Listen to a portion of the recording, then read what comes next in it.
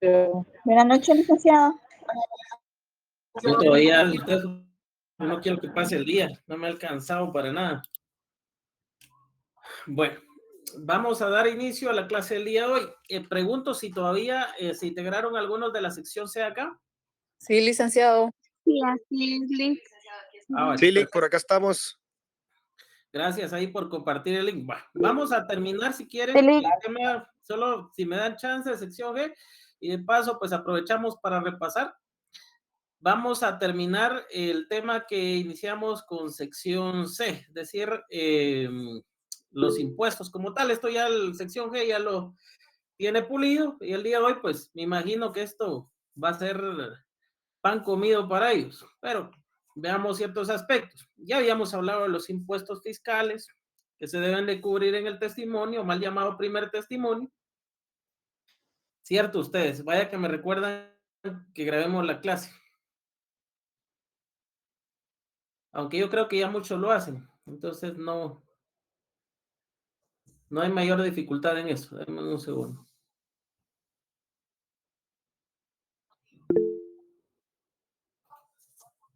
Pero es mejor la directa, Lick. ¿Cómo? Es mejor la directa, le digo. Eso sí, voy a tratar de que me los pasen directamente a Facebook, tal vez ustedes, o a YouTube, para que ustedes tengan el acceso de una mejor manera. Ya estamos. Y así no se les dificulte. Vamos a tratar de hacer la clase más sencilla. Bueno, entonces ya vimos cómo se deben cubrir los impuestos fiscales, 3 formas: factura, formulario, timbres. Posteriormente vimos que para cubrir el fiscal era oportuno hacer división en 3 grupos: contratos afectos, contratos exentos. Si están afectos o están exentos, la ley lo va a determinar. La ley es la que nos dice si el contrato está afecto o el contrato está exento. Si el contrato está afecto, lo vamos a dividir en 2 subgrupos: contratos que están bajo una tarifa porcentual y contratos que están bajo una tarifa determinada. Esto, pues, es fácil de entender, no va a tener mayor inconveniente. Y vamos a encontrar acá que los contratos afectos, vamos a encontrar la compraventa o permuta, y acá pues vamos a encontrar una tarifa general. Es decir, si está en la ley del IVA, siempre va a ser el 12%. Ahora bien, si está en la ley del timbre fiscal, ahí va a ser el 3%, o va a variar de conformidad con el contrato, porque también van a haber contratos sujetos a una tarifa determinada. Y en este caso vamos a encontrar respecto está la promesa de compraventa, la constitución de sociedad, el mandato general o el mandato especial.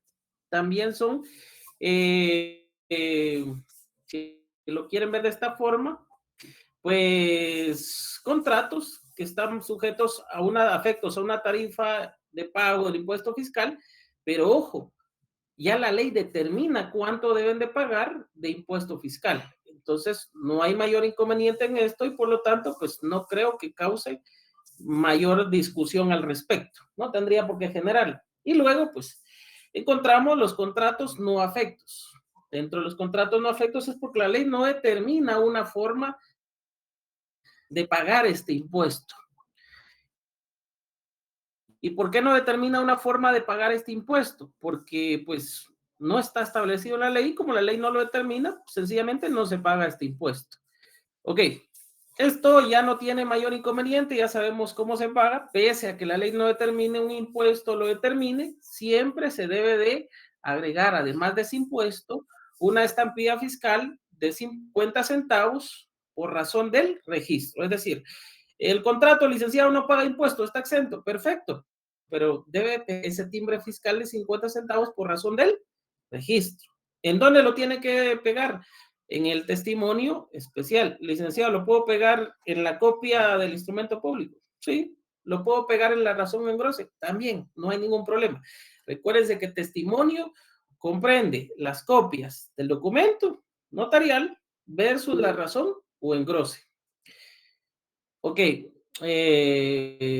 vamos a ver preguntas hasta acá. Sección C, sección G, preguntas en cuanto a los impuestos hasta acá.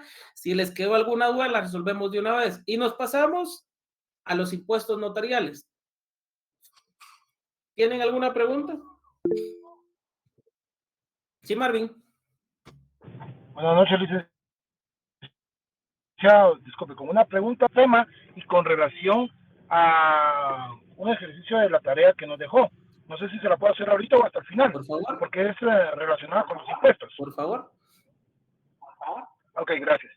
En el número 10, que es el contrato de arrendamiento, que es por más de 5 años, en el testimonio, o primer testimonio, ¿cómo hago para calcular el impuesto que debe de pagar? ¿Es solo el IVA o hay otro impuesto? Porque en la ley de IVA únicamente hace referencia a la renta, pero no dice que hay que pagarlo el 12% y eso multiplicarlo por el total de meses que se va a tener por la razón de inscribirlo en el registro. No, Entonces, no sé si ustedes nos pueden aclarar eso. Sí, vea pues Marvin, lo que se hace ahí es mencionar en qué forma se está cubriendo el impuesto. Ahí el impuesto no lo puede pagar con relación al valor de contrato, es decir, sumando el total de los meses. Si establece que la forma de pago de la renta va a ser, porque es un contrato de arrendamiento, va a ser en forma mensual, salvo que lo estableciera que fuera en forma anual y el contrato lo estableciera por un año. Entonces es comprensible y le pagaran la renta en su totalidad. Pero si no, se entiende que esto lo va a pagar. Recuérdense que el negocio tiene una casa y la está destinando para renta, alquiler o algún predio, algún edificio, lo que sea. Y el destino es la renta, es el alquiler. Entonces, si eso ya se tiene, se supone que el arrendante le tiene que entregar factura al arrendatario y a través de la factura es que se paga el impuesto fiscal correspondiente. ¿Cuál sería? El 12%. ¿Estamos ahí? Ok, solo eso. Entonces, no se coloca en el testimonio. Cuando es un Solo se pone contrato de que es arrendamiento, pagado por medio de la factura. cuando es un contrato de arrendamiento, usted únicamente pues hace la observación. De hecho, el contrato de arrendamiento no lleva mayor inconveniente. La razón engrosa solo indica usted que se paga a través de factura. Y bueno, en ese entonces, en ese momento y los subsiguientes, pues se pagará de la misma forma, si lo quiere razonar. No hay mayor inconveniente en eso. Ok, y en cuanto a la inscripción en el registro general de la propiedad, De igual forma, ¿se paga algo ahí? no le van a poner ningún pero, sino lo que hace normalmente el notario, pues es adjuntar una copia de la factura. De todas maneras, la SAT verifica y si se ha cumplido con el impuesto correspondiente de ese primer pago, pues ahí estaría. ¿Estamos ahí? Sí, muchas gracias. Perfecto. Recuérdense que al final, el fin en sí del pago del impuesto es que realmente no haya evasión del impuesto fiscal. Si se paga, por ejemplo, valor del inmueble completo, se debe pagar el impuesto en relación al dinero o a la cantidad de dinero recibida. Si no se recibe la totalidad del dinero, veamos una compraventa a plazos, se entiende que eso va a ser de forma periódica, entonces se establece la forma de pago en ese mismo sentido. Solo se tiene que hacer la observación diferencial de eso, pero muy diferente es un contrato de compraventa versus un contrato de arrendamiento, donde se supone que, si bien es cierto, era una onerosidad, pero el arrendante va a estar proporcionándole una factura al arrendatario de forma mensual. Por eso ven ustedes en contratos que son operados de arrendamiento, que son operados en el registro, van a encontrar que el arrendante normalmente o de forma mensual les está entregando la factura a los inquilinos y eso pues es válido, no hay ningún problema en ello. Ok, continuemos. Nos trasladamos entonces al impuesto del timbre notarial. Y acá, quizás solo haciendo una remembranza con ello, pues es importante mencionar los contratos va a estar en dos partes.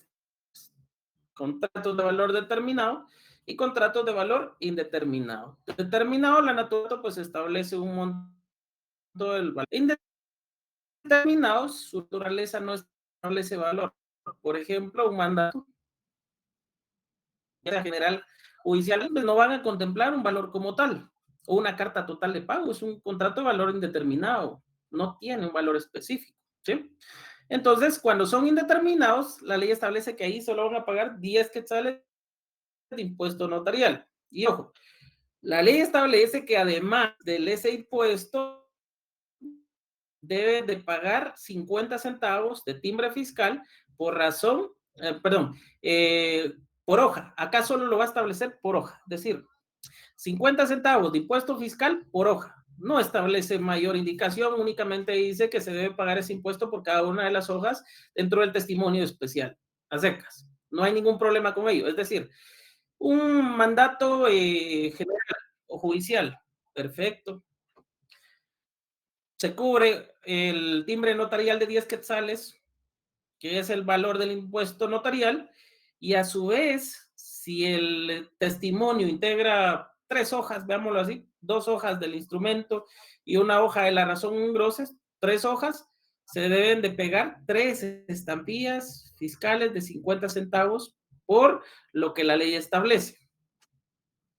Pero eso no nos genera inconveniente, Pero los contratos de valor determinado sí, porque y que tampoco podría ser inconveniente, pero podemos estar con la calculadora y utilizando cualquiera de estas fórmulas que ustedes ven en pantalla, o podemos aplicar una fórmula resumida para este tipo de situaciones. Y acá voy a dejar de presentar esto y vamos a utilizar una hojita de Excel. ¿Por qué? Pues es más fácil y ha sido más fácil para la presentación de este tema. Sí, ha sido más fácil con esto, ¿verdad, jóvenes? Correcto, Bueno. licenciado. Sí, Lic. Ok, entonces, pues vamos a agrandar un poquito esto y pues lo vamos a hacer un poquito más.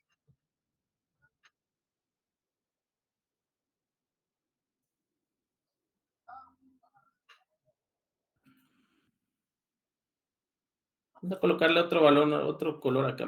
Ok.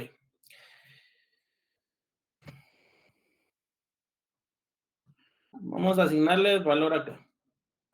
Entonces, la ley nos va a establecer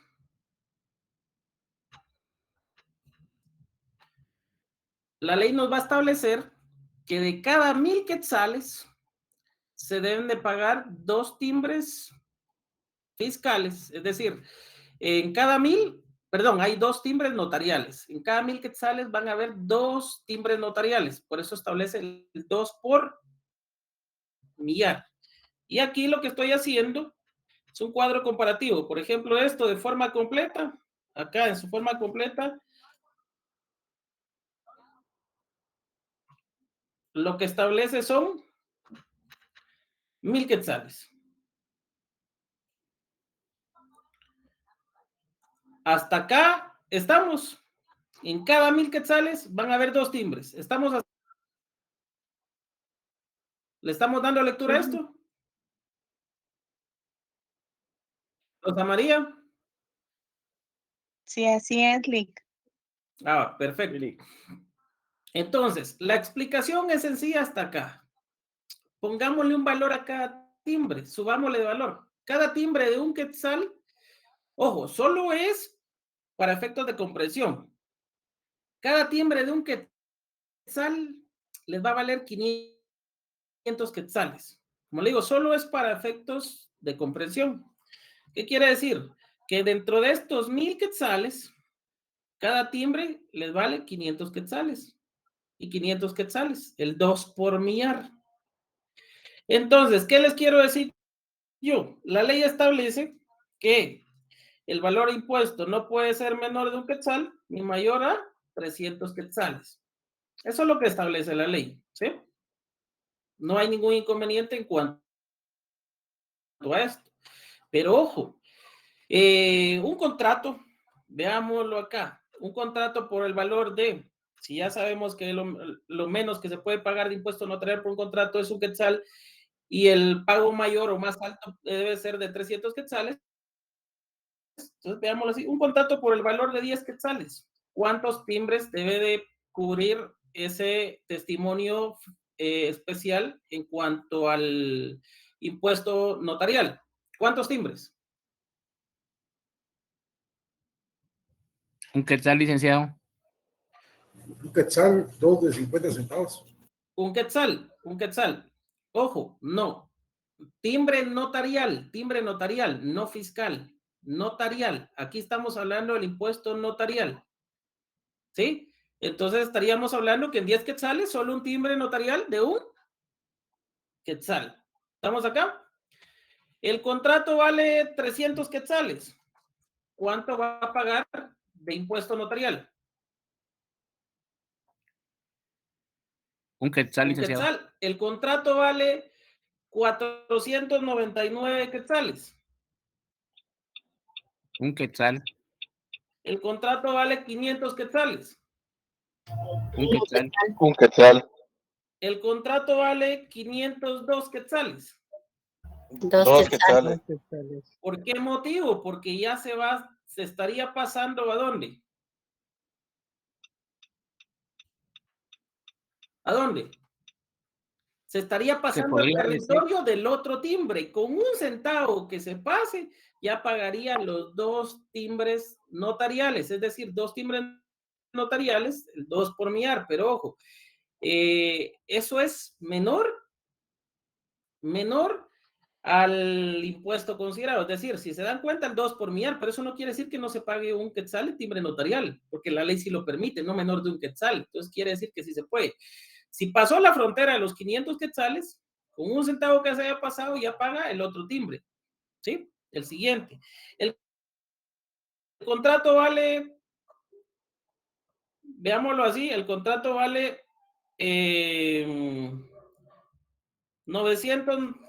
900 quetzales. ¿Cuánto paga?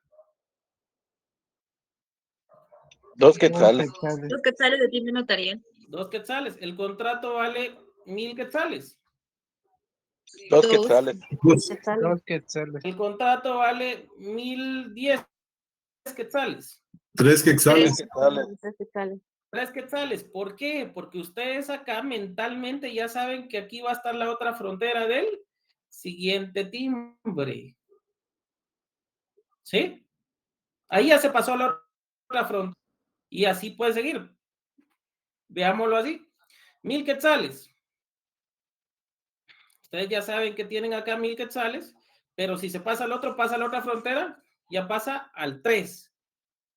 Pasa de 1500, pasó a la otra frontera, ya pasa a ser 4 timbres. Entonces, ¿cuál va a ser nuestra fórmula para esto de forma sencilla o cómo lo vamos a entender? Vamos a quitar acá, bueno, dejemos los colorcitos. Ahora sí lo voy a maximizar. ¿Cuál sería nuestra fórmula acá? Si tenemos 1000, 20,000, 40,000, 55,000,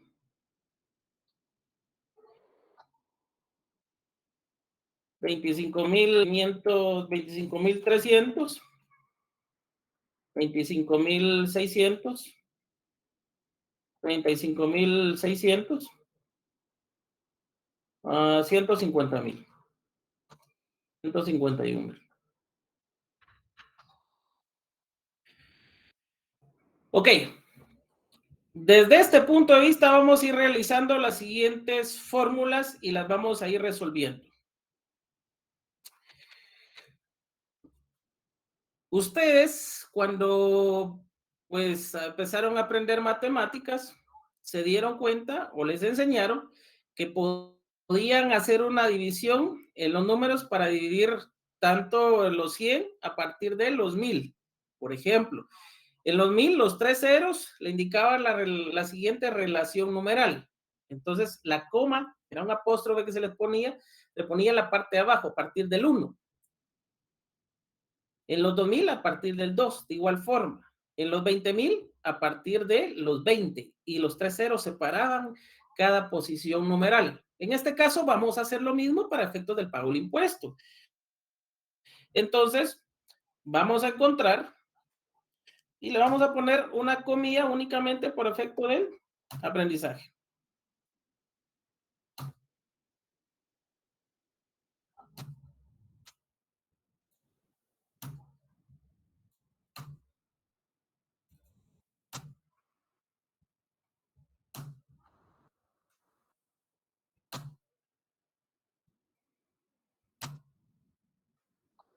Ok. Y esa es la división que vamos a tener de nuestros números, es decir, valor de los contratos. Y a estos contratos vamos a poder deducirles o vamos a sacar o vamos a obtener, como ustedes quieran ponerle, el valor del impuesto notarial. Entonces, la fórmula es así. A partir de esa coma multiplican el número que aparece previo a por 2 y ese va a ser el valor del pago del impuesto notarial, más si en esos 3 ceros incluyera algún valor numeral. Por ejemplo, acá ustedes pueden ver que dentro de estos 1000,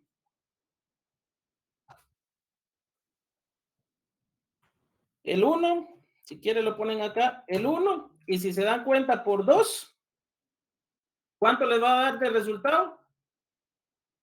Jóvenes. 2. 2. 2 quetzales de impuesto notarial. 2 por 2, ¿cuánto? 4. 4, y van a ser 4 quetzales de impuesto notarial, de igual forma en el 20. 20 por 2, igual 40. 40. ¿Cuál es el siguiente número par? 80. 40 por 2 igual 80. El otro va a ser 55 por 2 igual 110. Y la situación se podría complicar cuando tenemos este valor numeral, porque después de la coma ya no hay 3 ceros, sino lo que hay son 300 quetzales. Entonces, 25 por 2, ¿y qué dijimos que hacíamos con esos 300? Más 1. Más 1. ¿Qué hacíamos ahí?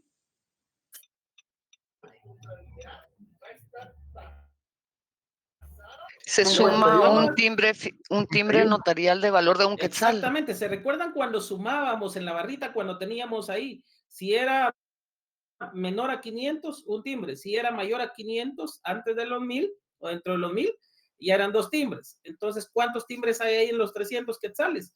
Un timbre. Por eso es que se suma solo uno, porque dentro de esos 300 solo involucran un timbre. Y nos va a dar 51 en impuesto. Valor de impuesto notarial. 25, de igual forma acá, 25 por 2. Y en los 600, ¿cuántos timbres hay? 2. 2. 2, igual 52. De igual forma, lo hacemos con el 35 por 2 y le sumamos 2 timbres porque entre los 600 hay 2 timbres. Tenemos 72. Y acá nos va a dar la suma máxima que va a contener el pago del impuesto notarial, 300 quetzales. Y acá, si pasa de los 150,000 con un centavo, ¿cuánto dice la ley que va a ser el valor máximo? 300 quetzales. 300 quetzales, licenciado. 300 quetzales, y de esa forma tenemos una fórmula resumida para saber cuánto se paga el impuesto notarial. ¿Preguntas hasta acá? Claro, como el agua. los decimales no afectarían en nada porque el mínimo sería un quetzal en menos de 10. Aunque fueran decimales, no hay ningún problema. Ustedes tienen que tener su varita. Dentro de esa varita de los 1000, dividan las dos timbres notariales. Si fueran decimales, imaginémonos 1500, 0 centavos, o perdón, 0,5 centavos. Perfecto. Pagaría 4 timbres, porque con 1 centavo que se pase, ya paga veámoslo así, de la jurisdicción del otro timbre, ya paga el siguiente timbre. No se puede escapar de eso, ¿me entienden? Ahora bien, lo pueden hacer con calculadora, pero créanme que esta fórmula es más sencilla. Si llegaran ustedes al archivo de protocolos y les tocara que pegar en ese momento los timbres o pagar el impuesto notarial en ese momento, es mucho más sencillo. Y ojo, la ley establece que de todas maneras se tiene que pagar un timbre fiscal de 50 centavos por hoja, ¿sí? Entonces, eso no lo pueden perder ustedes, por favor, sí lo tienen que tomar en cuenta. Relación, ¿sí, María Mercedes? Licenciado, cuando se trate de un testimonio que deba ser inscrito en varios registros, en ese caso ¿son 50 centavos por cada registro o 50 centavos por todos los registros? Cuando deba ser presentado en varios registros, solo aplica por el registro correspondiente, pero ojo, recuérdense que acá es diferente.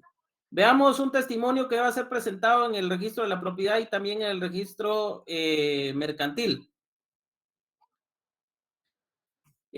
Ustedes tienen que extender el testimonio para que sea operado en el registro mercantil o ya sea para que sea operado en el registro de la propiedad. Si pasa por los dos, deben de tomar en cuenta que en la práctica notarial lo que hacen algunos notarios, porque obviamente no va a pagar 2 veces el impuesto fiscal.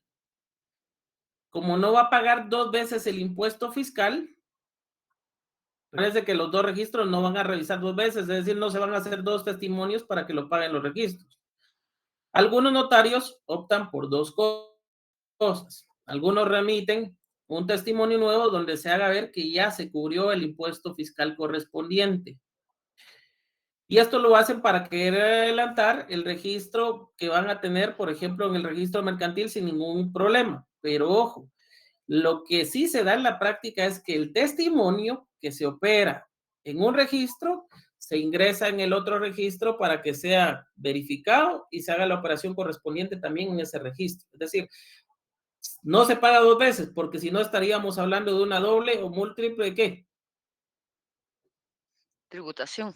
Tributación. Lo cual está Prohibido. prohibido. Exactamente. Exactamente. Entonces, ¿cuántas veces van a pagar ese impuesto?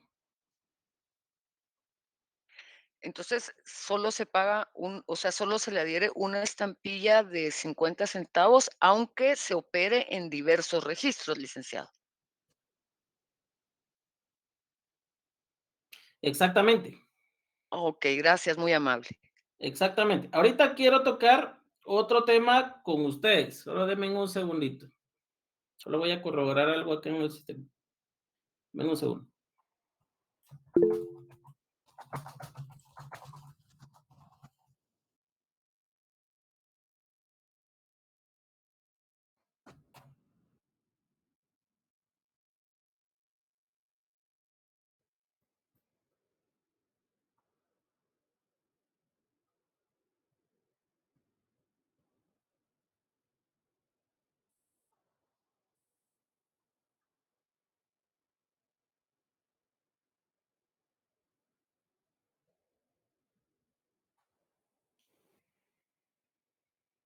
Ok. Bueno, entonces,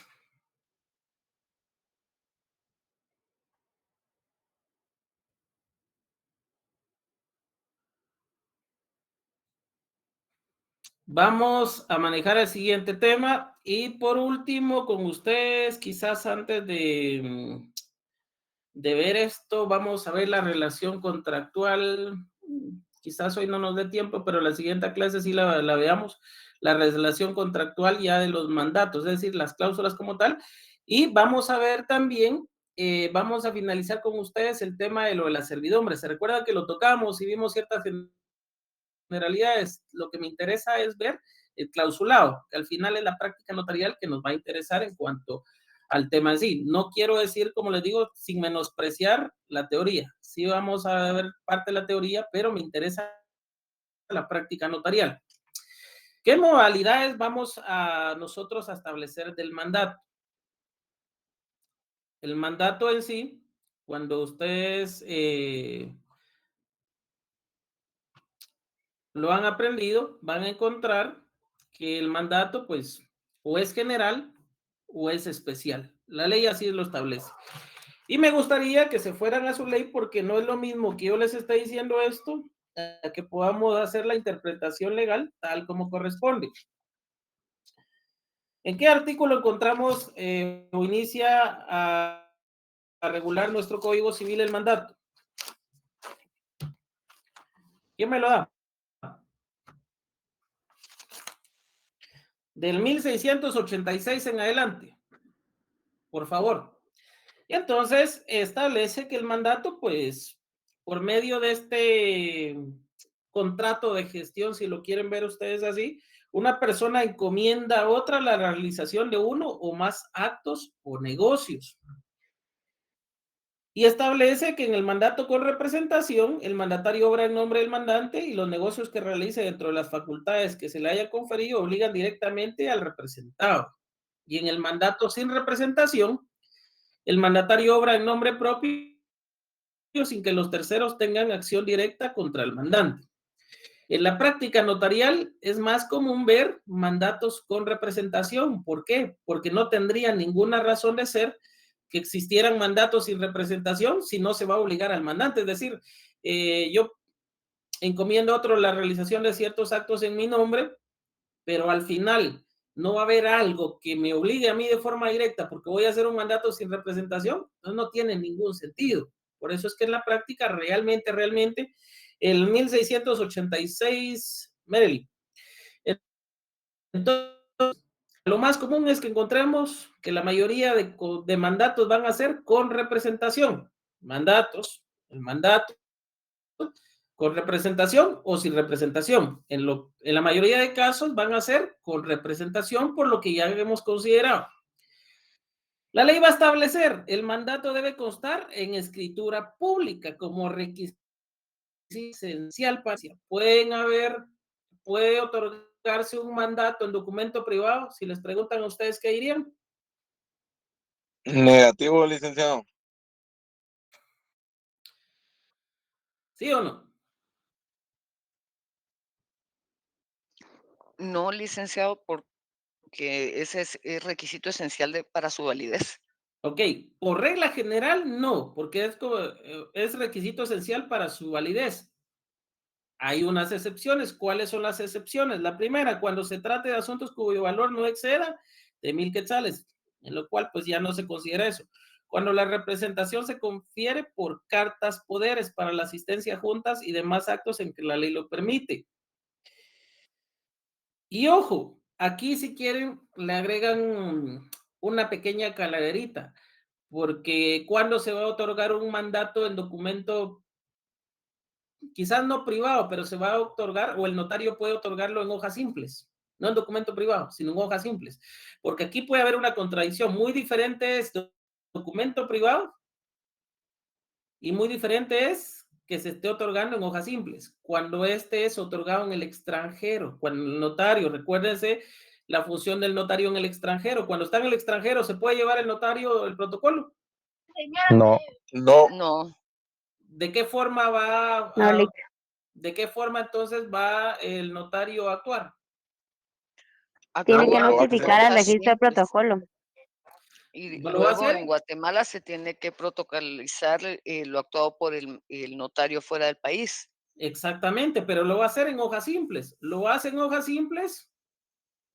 ¿Y qué hace después? Luego lo protocoliza. Lo tiene que Lo protocolizar. tiene que protocolizar y lo tiene que inscribir en el registro electrónico de poderes del Operar. organismo judicial. Ok. Entonces, ¿qué es lo que pasa con los impuestos? Los impuestos, ¿dónde los cubre? ¿En el testimonio de protocolización o en el mandato de forma directa? En el mandato de forma directa. En el mandato, exactamente. Si es general, 10 quetzales. Es decir, el notario vino, imaginémonos un caso. Estuvo en Estados Unidos y ahí le pidió a alguien, un guatemalteco, un mandato. Perfecto. Viene y lo hace en hojas simples. Cuando viene acá a Guatemala, la obligación del notario es protocolizar ese mandato para que surta efectos acá en el territorio de la República, porque esa es la consigna. Entonces, previo a llevarlo al registro de poderes, lo que hace es que viene, califica el mandato. Si es el mismo que lo va a protocolizar, ya va a saber qué mandato es. Si no es y es el mandato proveniente por un notario extranjero, por un notario guatemalteco, pues verifica de todas maneras.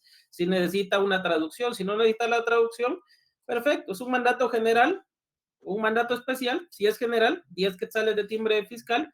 Si es especial, ¿cuánto paga, jóvenes? 2 quetzales. 2 quetzales, exactamente. Y cubre, ahí viene, cubre eso, y después los 50 centavos de timbre fiscal por razón del registro. Perfecto, ya lo tiene ahí. Aquí cubrió el impuesto fiscal en el documento original. Cuando vienen y lo protocolizan, lo integran a su protocolo, el acta de protocolación es la que tienen que sacarle las copias. Le sacan las copias y en la razón o engrose, ustedes consignan que el impuesto se cubrió en el documento original, es decir, en el documento notarial proveniente del extranjero. ¿Estamos ahí? ¿Sí me entendieron esta parte? Quiero que le estén dando lectura a los acontecimientos. El notario en Estados Unidos redactó el mandato, vino acá a Guatemala, pues obviamente, o allá mismo vino, le pegó el timbre, si era un mandato general, le pegó el timbre fiscal de 10 quetzales y de una el impuesto fiscal por razón del registro, 50 centavos. Lo hizo en el mismo documento que estaba redactando, en hojas sencillas. Vino acá a Guatemala, ya con el impuesto pagado y el documento. Este documento lo va a protocolizar. En la razón de protocolización, como esta va a operar para el registro de poderes, va a ser la salvedad que el impuesto correspondiente al mandato se cubrió en el documento original, es decir, en este documento. Ya no lo va a tener que hacer, o ya no lo va a hacer, o no lo debe hacer, mejor dicho, en la razón o engrose del testimonio que va a remitir al Archivo General de Protocolos. ¿Por qué? Porque este impuesto va a quedar en el protocolo del notario, sino solo van a ser las copias, las que el notario va a remitir con el acta de protocolización, con la copia del acta de protocolización al registro de poderes. Y ahí lo único que va a tener que pagar es solo el impuesto por la protocolización, ¿ya? En ese testimonio, ¿Estamos hasta acá o hay alguna duda?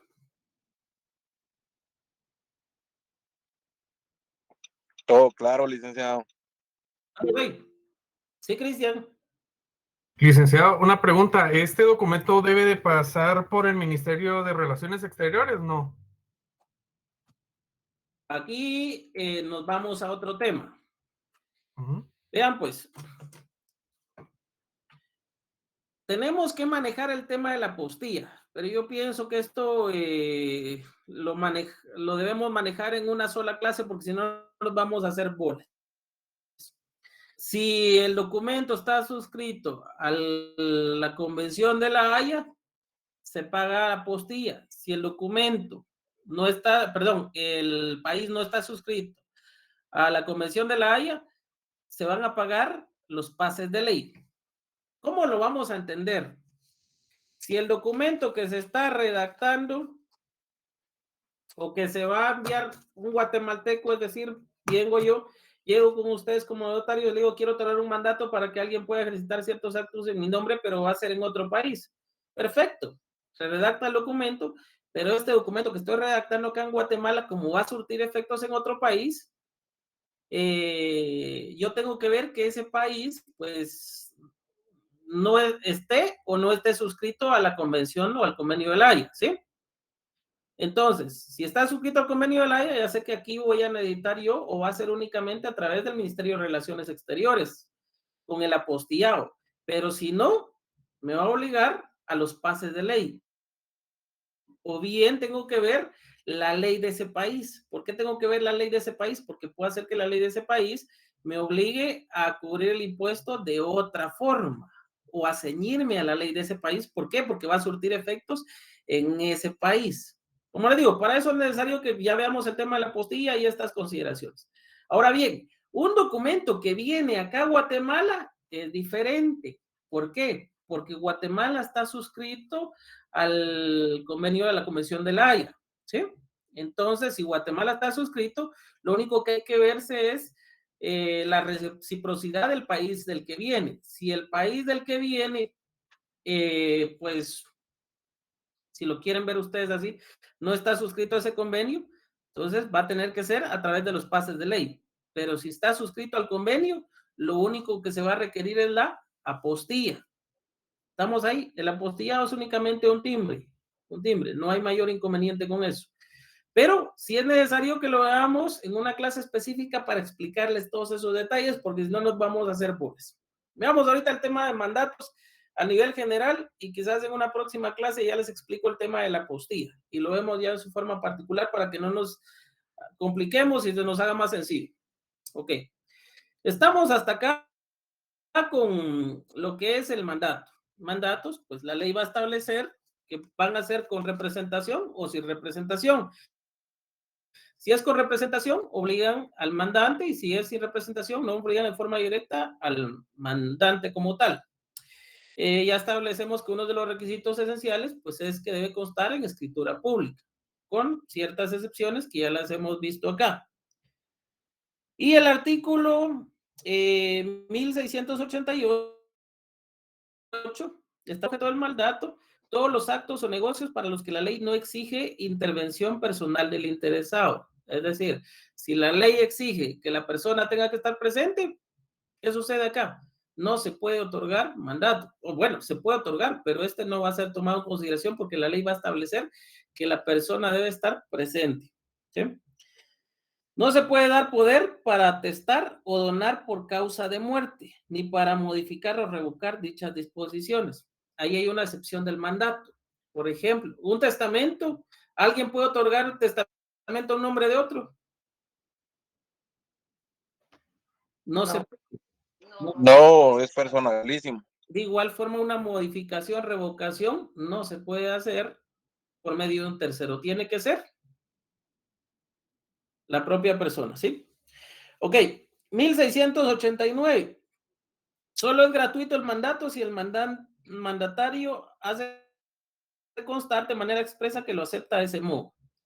El mandato, por generalidad, se considera oneroso, ¿sí? Pero si por alguna circunstancia, veámoslo así, no se indique eso, obliga que el mandatario lo tenga que aceptar de forma expresa. Si el mandatario no comparece en el instrumento público aceptándolo, el mandato aceptándolo, entonces obliga que esa aceptación sea de forma expresa en escritura pública. Deben de considerar eso. Y el 1690, que es fundamental para entender esto. ¿Cuántos tipos de mandatos hay, jóvenes? Dos tipos de mandatos, licenciado. General Y especial. Ok. ¿Han escuchado ustedes una equivocación de algunas que mencionan, o algunos colegas o incluso estudiantes que mencionan que hay varios tipos de mandatos? Especial, general, general con cláusula especial. ¿Han escuchado eso? Correcto. Sí, licenciado. Sí. E incluso lo van a encontrar en algunos libros, pero no es así. La ley establece que el mandato o es general o es especial. Cuando se refieren al general con cláusula especial, ahí no es otro tipo de mandato, es un general. Lo que establece la ley es que si dentro de esas facultades generales la persona quisiera otorgar una facultad para enajenar y todas las situaciones que establece el 1693, pues sí lo puede hacer, pero esa disposición, esa facultad debe de ir en una cláusula especial. Eso es lo que establece la ley. Licenciado, y la denominación del mandato, pues si yo no le pongo que es mandato general con cláusula especial, sino solo le consigno mandato, pero sí consigno la cláusula, ¿habrá algún problema? No tendría que haber ningún problema, porque la ley lo que establece en el 1693 es que el poder general necesita cláusula especial. Está refiriéndose a la cláusula, no a la denominación del mandato. Entonces el mandato puede ser denominado como mandato general, pero si lleva esa cláusula es válido. Licenciado, y si yo lo quiero denominar mandato general con cláusula especial, tampoco hay ningún problema, ¿sí? A lo que voy yo es que si dentro de un mandato general se va a otorgar esta facultad debe ir en una cláusula especial, fuera de todas las disposiciones o las facultades generales, para que no haya confusión. Entonces, dos tipos de mandato, general o especial. Y un tercero que van a encontrar en la ley del organismo judicial, que es el mandato judicial. El mandato judicial. Ya vamos a ver las facultades cuando vamos a la redacción del mandato y vamos a encontrar ciertos errores que se pueden dar y por qué motivo se puede suspender el mandato. Es un tema bien grande. Para esto creo que vamos a utilizar otra clase extra y es posible que lo hagamos un sábado para poder abarcar esto. Porque sí, en la redacción hay cantidad de errores y es importante que ustedes lo tomen en consideración. Ok. Entonces, el 1691 va a establecer que los representantes de los menores incapaces o ausentes no pueden dar poder general, sino solamente especial para asunto determinado que no pueda ser atendido personalmente por ellos. Entonces, ahí ya establece una excepción al otorgamiento del mandato general, sino solo especial por algunas circunstancias cuando son representantes de menores. Ok, entonces,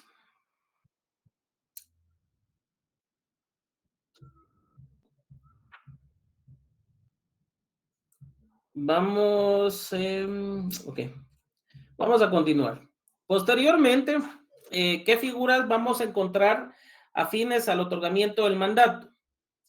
La gestión de negocios. ¿Puede alguien actuar en nombre de otro? Sí, puede actuar. ¿Necesita representación? En algunos casos que permite la ley, no necesita la representación, pero basta con la ratificación de la persona para que esto adquiera la misma calidad de un mandato. Y aquí encontramos la gestión de negocios. El contrato a favor o a cargo de un tercero, la representación legal. Esto, el contrato a favor o a cargo de un tercero, pues sí podría darse, pero lo más conveniente es que sea a través de un mandato para obligar a la persona. Y la representación legal, pues obviamente ya sabemos nosotros que esta se da, por ejemplo, en sociedades, gerente y representante legal, o sencillamente el representante legal de una empresa, no hace falta que sea gerente como tal, sino puede ser solo representante legal, también es válido. Son figuras afines al mandato. Hay una diferencia que pueden ustedes encontrar, porque, por ejemplo, pueden encontrarse con algunos catedráticos, inclusive esto puede pasar en su privado, que les pueden decir, mire, ¿y usted sabe cuál es la diferencia entre mandato y poder? Vean, realmente para el Archivo General de Protocolos, eliminando estos obstáculos, ha dado la oportunidad para que no importa que el mandato se denomine como mandato o como poder. Al final, como dicen, hay cierta diferencia, pero pues el Archivo General de Protocolos establece esto para evitar de que si lo denominó poder o si lo denominó mandato, se le vaya a suspender. Entonces, a partir del criterio del archivo, no hay ningún inconveniente. Pero técnicamente sí hay una diferencia. Cuando se lleva al registro de poderes, previo a la entrega del registro de poderes, es un mandato como tal, con todas sus estipulaciones.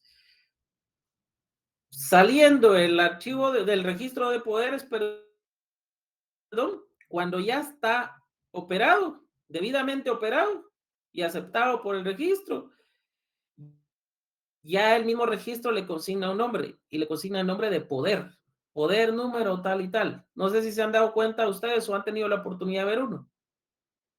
¿Sí? Entonces, más que todo es algo técnico que sucede justamente en el registro de poderes. Previo a eso, es un mandato como tal. Lo pueden utilizar y pueden hacer gestiones en nombre del mandante. No, hasta que no esté operado como tal en el registro de poderes. Pasado el registro de poderes, ya la misma calidad le otorga el poder al mandatario para que actúe en nombre del mandante. Entonces, como le digo, es algo técnico. Modalidades del mandato. El mandato por regla general es oneroso, pero si es gratuito debe ser aceptado de forma expresa por el mandatario.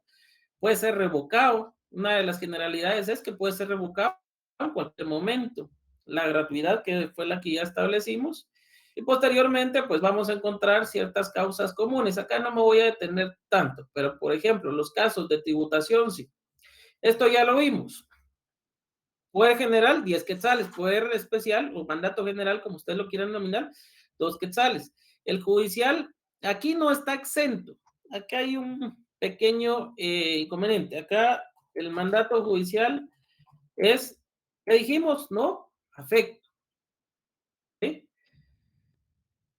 Ok, y las diferentes denominaciones. Acá estamos, pues, quizás redundando, pero es importante para que lo tengamos en cuenta. La protocolización. Bueno. Vamos a ver acá. Y acá vamos a encaminar esto ya a ver lo que es la protocolización en sí.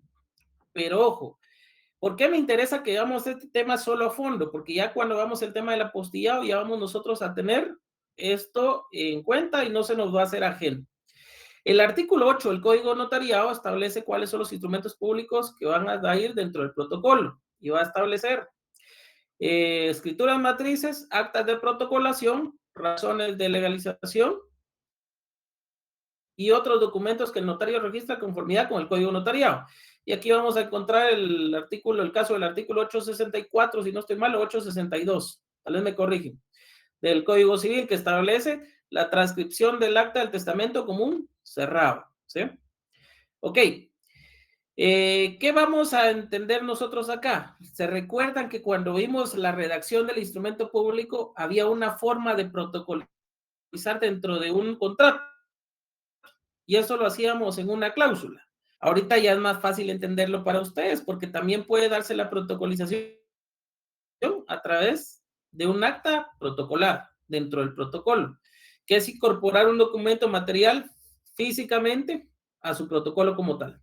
Entonces, ¿qué documentos pueden protocolarse? Documentos o diligencias cuya protocolización esté ordenada por la ley, por orden de tribunal competente. Los documentos privados cuyas firmas hubieran sido previamente legalizadas. ¿Sí? Los documentos privados sin reconocimiento o legalización de firmas. Y ojo, acá vamos a ver ciertos casos. Por ejemplo, en la protocolización, si el documento privado fue protocolizado, si el documento privado aparece con la firma de las personas, pero no lleva legalización de firmas, en la protocolización deberán de comparecer las personas que otorgaron ese documento privado o que aparecen en ese documento privado. ¿Sí? Si en el documento privado aparece la legalización de firmas, entonces solo deberá comparecer la persona a cuyo favor se extendió ese documento privado como tal. ¿Estamos ahí? Alguien me dice, mire, licenciado, le traigo este documento privado, pero fíjese que no lo legalicé, pero yo quiero que se protocolice. Sí, perfecto. Vamos a ver cuántos hay acá. Hay 3 personas que comparecen en el documento privado. Tienen que venir esas 3 personas. Ya, por la firma. Ok. Licenciado, ya viene legalizado. Viene con las firmas legalizadas. Perfecto, no hay ningún problema. Entonces, ¿a favor de quién está el documento? A favor mío. Bueno, entonces solo usted firma, no hay ningún inconveniente. Ok. Documentos que pueden protocolarse. Requisitos del acta de protocolización. Y aquí vamos a encontrarnos con los contenidos. ¿En qué artículo? ¿Quién me lo lee?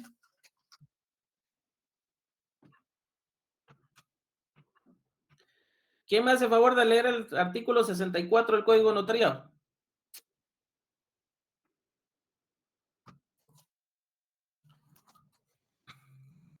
Artículo 64, Lic.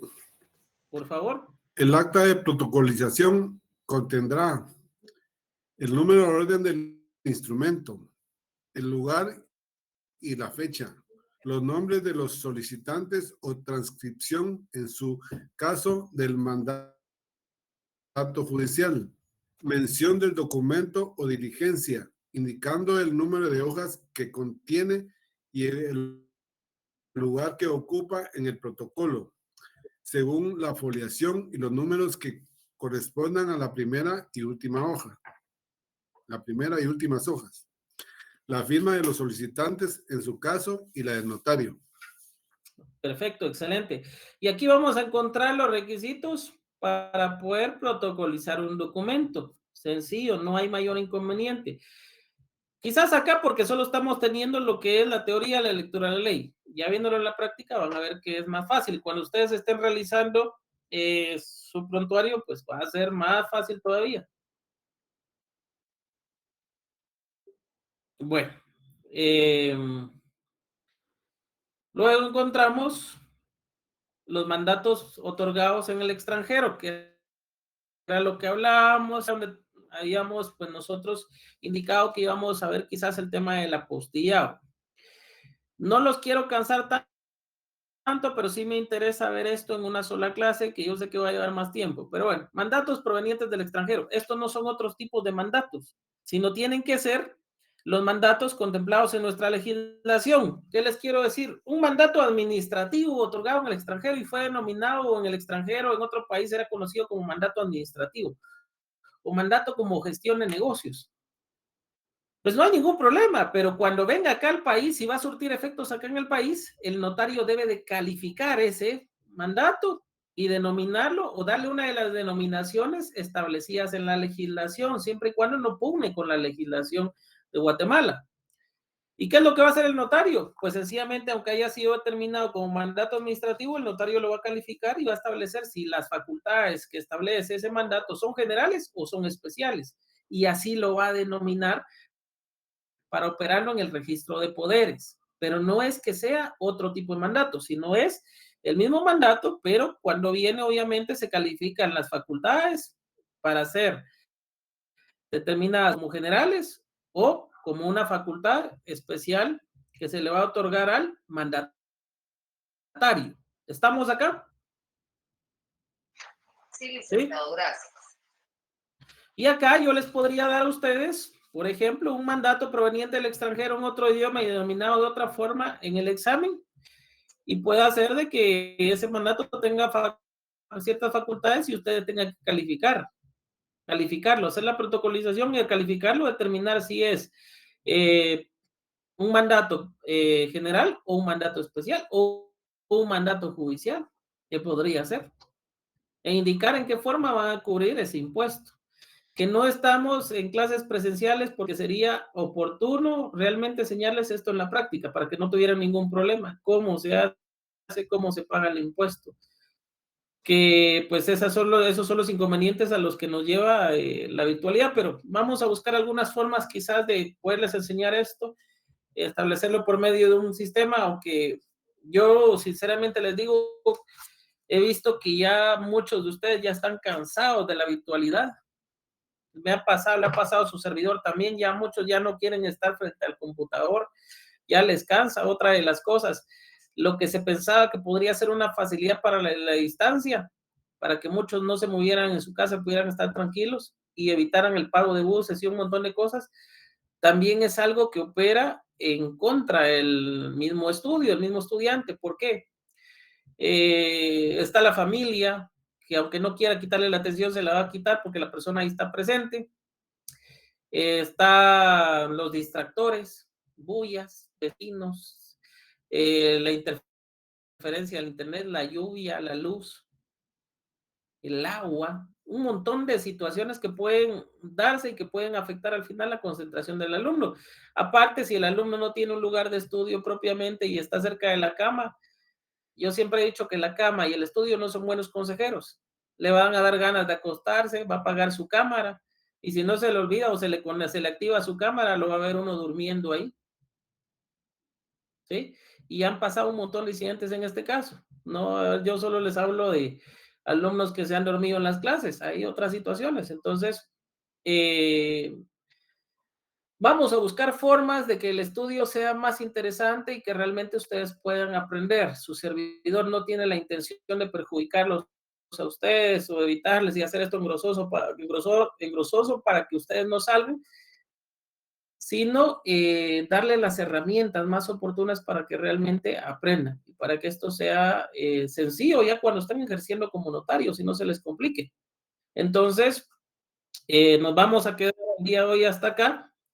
Y para la próxima clase yo pienso que sí vamos a ver el tema, vamos a iniciar con el tema del apostillado. No, primero vamos a tratar el tema de las cláusulas mejor, de que quedamos pendientes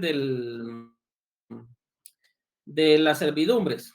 Y después vamos a ver la apostilla y posteriormente pues ya nos vemos las cláusulas del mandato como tal, para irnos así en una forma más ordenada. En cuanto a sus notas ya están para estos días, solo me tienen que dar tiempo porque las estoy, recuerden que lo suyo fue eminentemente práctico, ya casi lo tengo. Entonces se los voy a estar trasladando a ustedes ya en estos días para que ustedes las puedan revisar. ¿Oye? Podría poner la antepenúltima diapositiva, la diapositiva de... ¿La solicitó?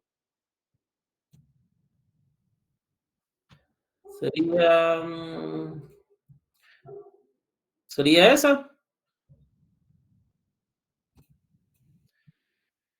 Pueden hablar, no se preocupen. Licenciado, buenas noches. La retrasada les está publicada ya el día de mañana para que ustedes puedan tener. Se las voy a enviar al correo por si quieren ver su nota de retrasada, no se preocupen. Gracias. Algo así era mi duda, pero otra consulta, licenciado. Fíjese que ayer estaban con el tema que ya se podía realizar el pago de las boletas y primero que nada generarlas y así gestionar los pagos. Entonces mi consulta era si al momento de generar la boleta y pagarla, se la mandamos a usted por correo o Classroom de retrasada.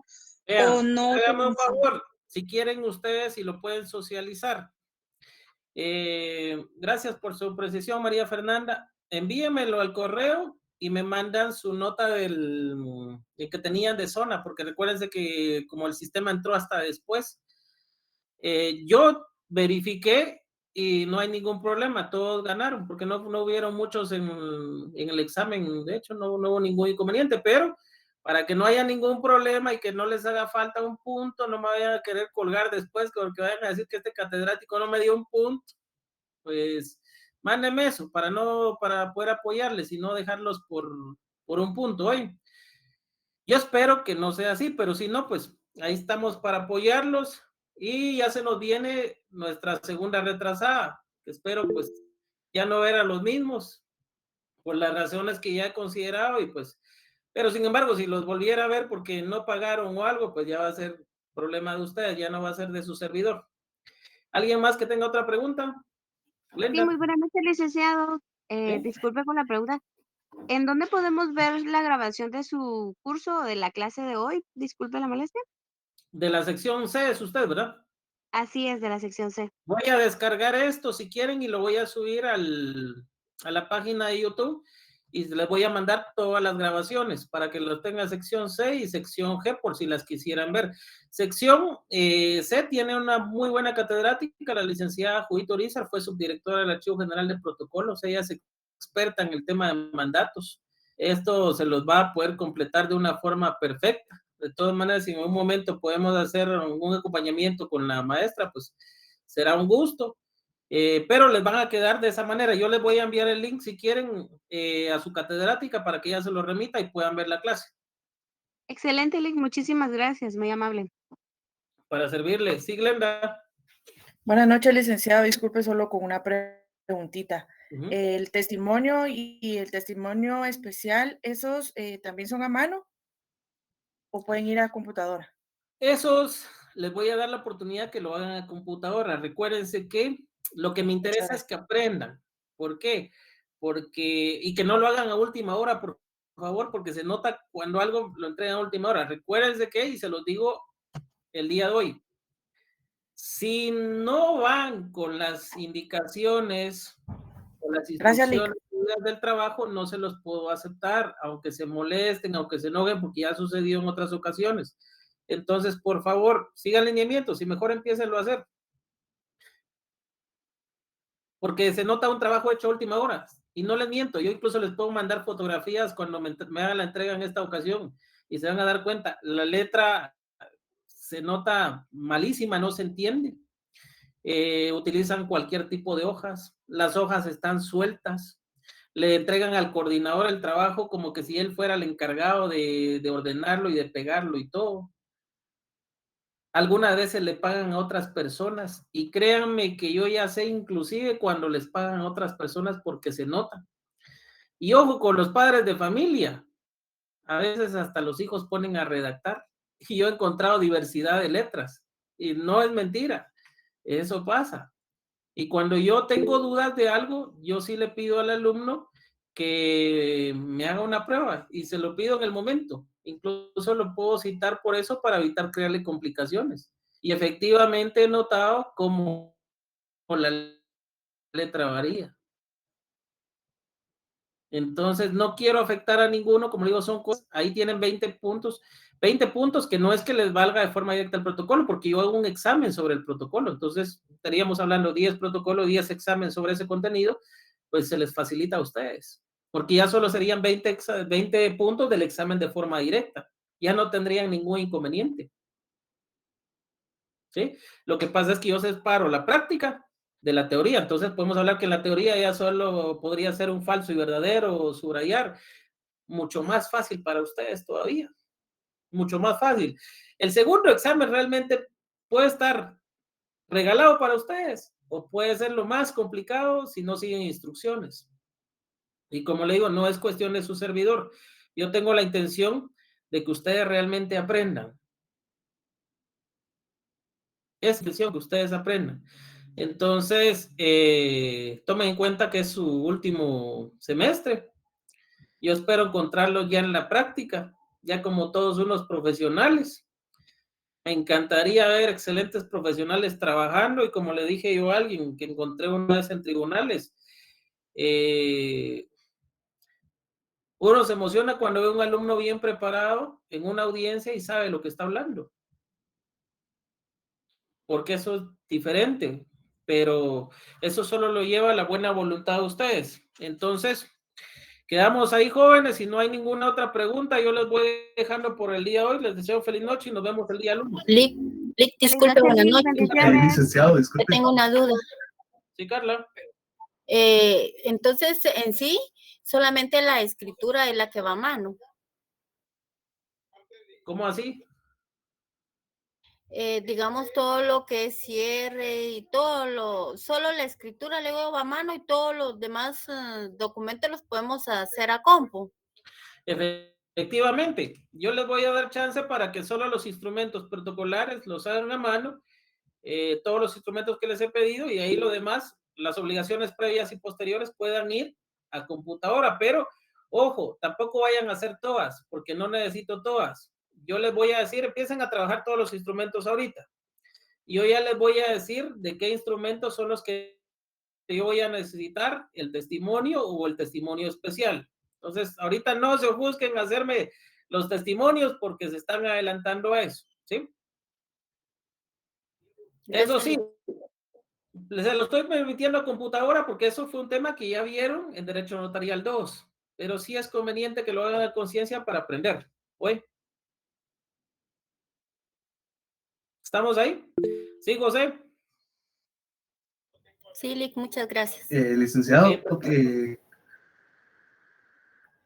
con una consulta respecto a lo que son los contratos de unificación de bienes inmuebles, me surge la duda de cómo se le podrían denominar a los elementos personales en este caso. Perdón, haga otra vez la pregunta, por favor. Sí, disculpe, licenciado. Respecto a los contratos de unificación de bienes inmuebles, a los elementos personales, ¿cómo se les podría llamar a cada uno? ¿Unificador, unificado? ¿O cuál sería la denominación correcta ahí? Ahí solo es el nombre, porque recuérdese que una unificación de bienes inmuebles, por ejemplo, a favor de sí mismo, ahí solo es una parte, una de las partes, solo es una persona. Entonces, ¿qué denominación puede llevar? No hay necesidad de denominarlo en contrato para que se pierda porque va a ser la misma persona. ¿Ya me entienden? Es decir, si son varios inmuebles a favor mío, no hay ningún inconveniente. Ahora, si son inmuebles de distintas personas, pero lo vamos a unificar para nosotros, no se les va a dar diferentes denominaciones, sino lo que se utiliza es el nombre de cada una de las partes o de los otorgantes. ¿Me entienden ahí? Dice, pero hay uno que van dos otorgantes. Exactamente, porque ahí pueden ser inmuebles de diferente dueño. Pero ¿qué pasa si esos se unifican? Se convierten en copropiedad, porque van a haber dos propietarios. ¿Ya me entienden? ¿Me entienden ahí? Esa es una de las formas en que la propiedad puede pasar a ser copropiedad. ¿Sí? Entonces se podría decir No que se le ese coloca contrato elemento viene personal. antes de una copropiedad, por decirlo así. No es que venga antes, es una de las formas especiales de la propiedad, porque puede ser propiedad, pero a través de ese tipo de contratos puede crearse la copropiedad. Así como puede haber división de la cosa común, también puede haber unificación de bienes creando una cosa común. ¿Ya me entienden? Sí, licenciado. Gracias. Perfecto. Sí, Sandy. Lick, buenas noches. ¿Será posible que la carátula de nuestro protocolo lo podamos hacer a compu o a mano? No, la pueden hacer a computadora. la presentación, La pueden hacer a consultar. computadora. Como digo, todos los demás ya les voy a permitir que lo hagan a computadora. Lo que me interesa es el aprendizaje. No solo vayan a sacarle copias e imprimirlo de su computadora, porque sucede que después cuando me entregan los testimonios no van ni firmados, no llevan ni el sello dibujado.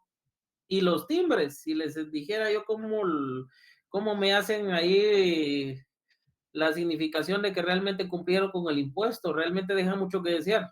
Y eso baja puntos, aunque no crean, eso baja puntos. Entonces no me culpen a mí si yo noto que producto de eso lo han hecho a última hora, porque les estoy dando chance para que lo hagan a computadora. Sí, Linda Michelle.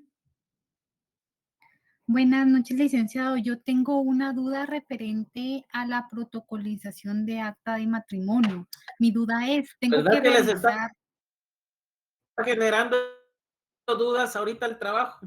Eso es lo bueno, por eso es importante la práctica, porque no es sino hasta cuando ya están con el temor de hacer eso, que empiezan las dudas, y eso es bueno. Sí, Linda, me decía.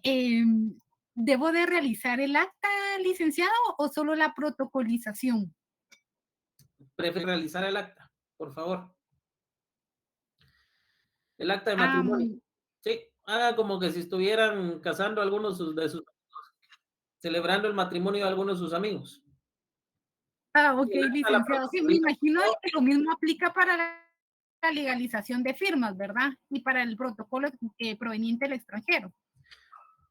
La legalización de firmas no hace falta que vaya ahí porque no es protocolización. Lo que tienen que hacer es únicamente la toma de razón de esa legalización de firmas.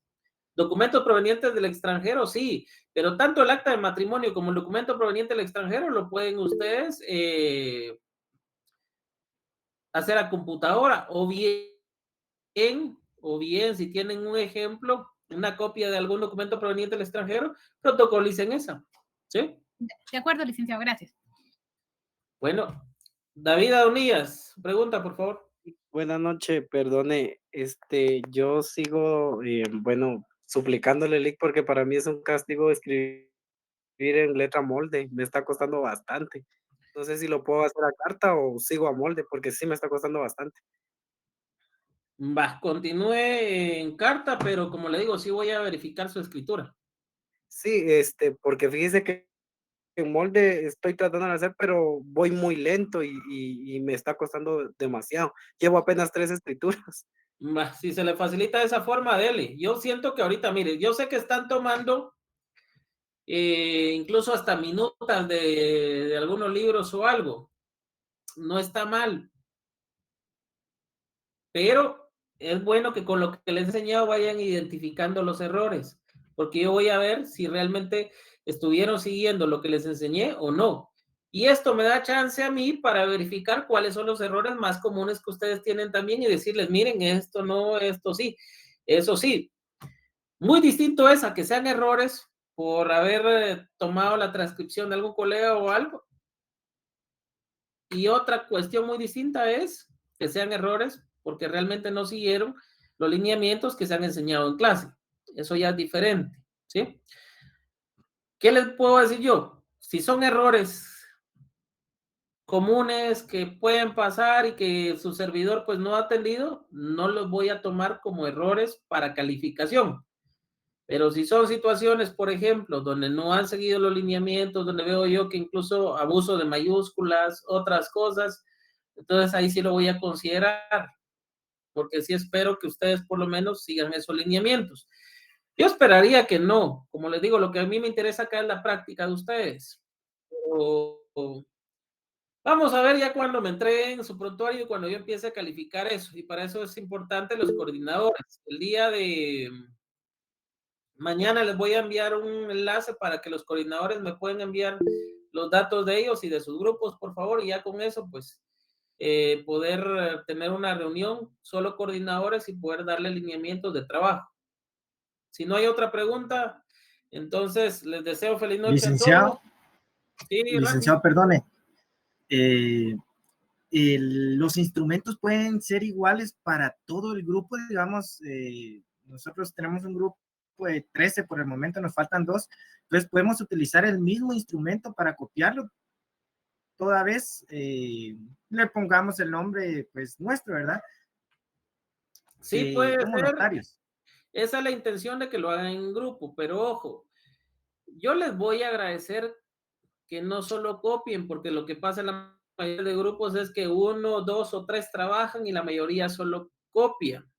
Hagan reuniones virtuales, pónganse de acuerdo. Bueno, hagamos este contrato. Si quieren, háganlo ustedes en pantalla, pongámoslo y todo. Cómo tiene que ser la redacción. Se ponen de acuerdo, que todos vean, que todos opinen.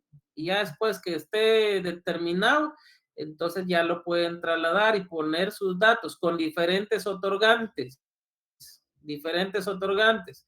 Ustedes como notarios y diferentes otorgantes. Eso es válido, ¿sí? Muchísimas gracias. Pero no me vayan a decir que esto va a ser en los mismos grupos, porque ahí sí no les creo. Pues. En el mismo grupo lo puedo tener, pero en diferentes grupos que solo se van a pasar la minuta, eso ya no es válido, ¿ya? Entiendo, Lick. Muchísimas gracias. Bueno, noche. Ahí estamos entonces. Les deseo feliz noche a todos. Que descansen. Feliz noche, Lick. Feliz noche, Lick.